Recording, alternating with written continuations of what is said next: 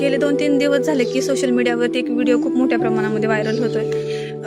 Western ऑस्ट्रेलियामधील तन्बेरीजवळील लेशनॉल्ट इन्स्ट्युअरीमधील तो video आहे. 1-2 दिवस नाही तर चक्क 6 दिवस डॉल्फिन आई तिच्या बाळाला घेऊन फिरत होती, पाठीवर घेऊन पाण्यामध्ये पोहत होती. आणि ज्यावेळेस हा प्रसंग ऑस्ट्रेलियातील समुद्र संशोधकांच्या लक्षात आला, त्यावेळेस त्यांनी शोध घेतला.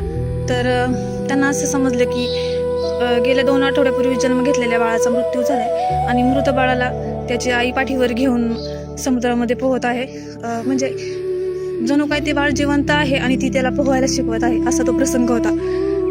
शास्त्रज्ञांच्या मते जर डॉल्फिन किंवा व्हेन मासा ह्यांच्यामध्ये जर कोणाचा मृत्यू झाला तर त्याला असं पाठीवर घेऊन समुद्रामध्ये पोहणे ही एक नैसर्गिक प्रक्रिया आहे.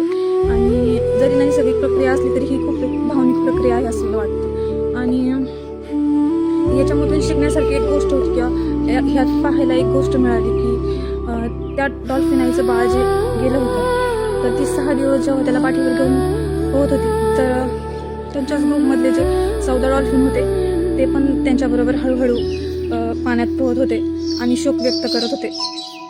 तर ह्यांच्याकडनं आपण एक शिकावं की माणसांनी सुद्धा एक शिकावं ह्याच्यामधून की फक्त चांगल्या वेळेतच नाही तर वाईट वेळेत सुद्धा आपण सगळ्यांनी एकत्र राहायला हवं, एकत्र असायला हवं.